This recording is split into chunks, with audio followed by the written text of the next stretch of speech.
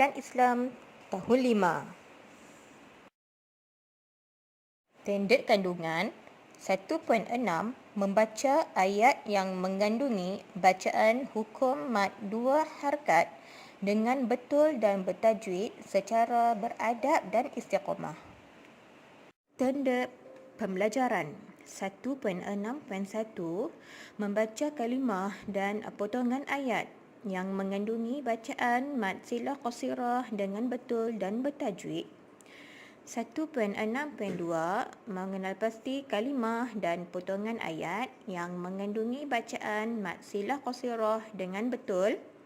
1.6.3 mengaplikasikan bacaan mad silah qasirah dengan betul dan bertajwid dalam pembacaan Al-Quran. 1.6.4 membaca Al-Quran dengan bertajwid dalam kehidupan harian secara beradab dan istiqamah. Assalamualaikum warahmatullahi wabarakatuh. Apa khabar anak-anak? Ustazah harap anak-anak sihat di samping keluarga tercinta. Hari ini kita akan belajar tajuk mad silah qasirah. Baiklah anak-anak, sebelum kita meneruskan pembelajaran kita pada hari ini, mari kita sama-sama membaca doa untuk belajar. Bismillahirrahmanirrahim. Rabbi shrah li sadri wa yassir li amri wahlul 'uqdatam min lisani yafqahu qawli. Baiklah anak-anak, jom kita tengok apakah objektif dalam tajuk ini.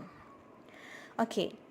Dalam tajuk ini, murid-murid akan dapat yang pertama, membaca kalimah dan potongan ayat yang mengandungi bacaan mad silah qasirah dengan betul dan bertajwid.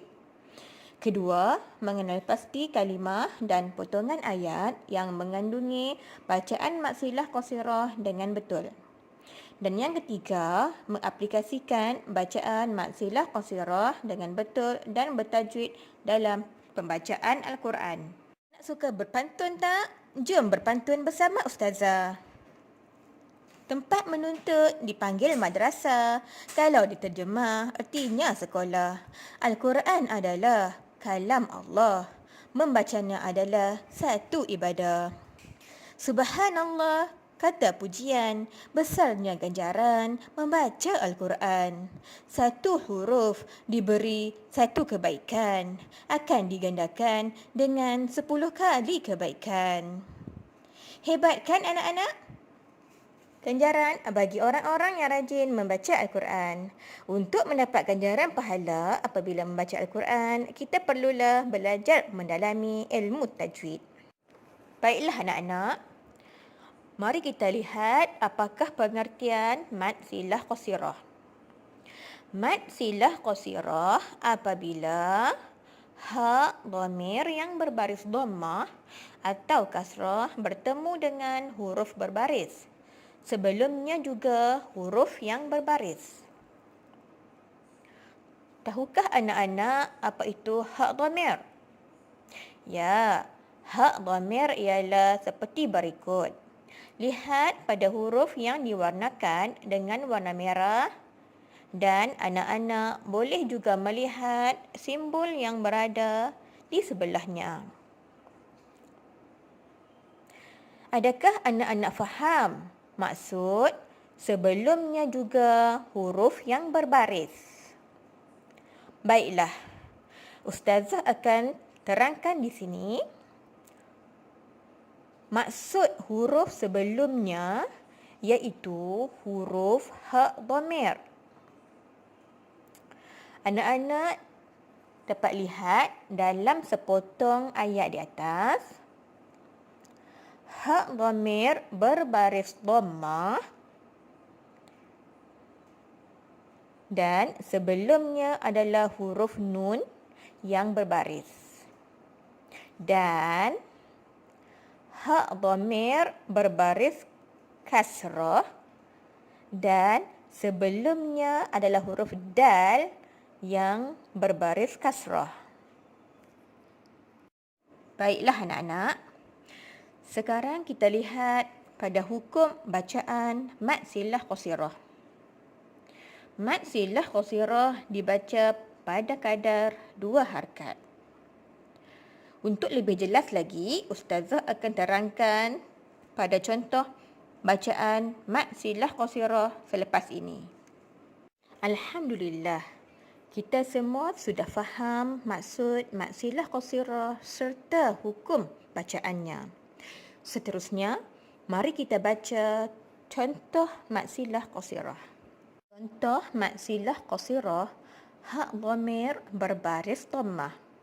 Yang pertama, faja'alahu usa'an ahwa.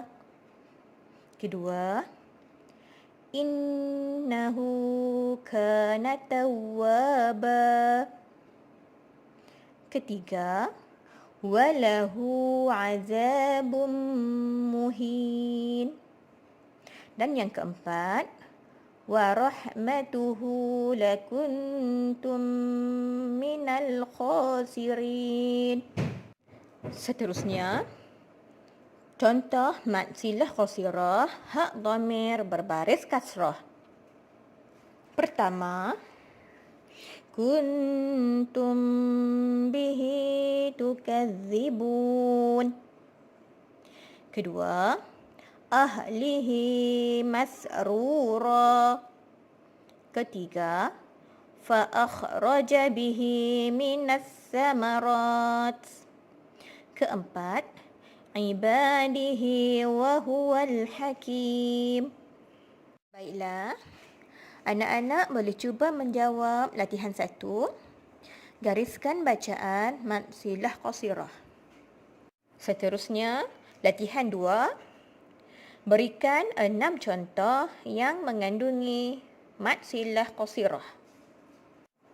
Baiklah anak-anak, sebelum berakhir, Ustazah minta anak-anak untuk ingat dan faham apa yang kita telah pelajari pada hari ini ya. InsyaAllah, Ustazah doakan semoga anak-anak Ustazah ini diberi kemudahan untuk menuntut ilmu pada zaman yang serba mencabar ini. Mengakhiri pembelajaran kita hari ini, Ustazah berharap anak-anak sentiasa membaca Al-Quran di rumah ya. Solat jangan ditinggalkan. Berbuat baik kepada ibu bapa, adik-beradik dan semua orang. Sentiasa basahi lidah dengan berselawat dan zikrullah kerana Allah menyayangi hamba-Nya yang beriman. Sekian saja untuk hari ini. Selamat beramal. Ila liqa wa ma'assalamah.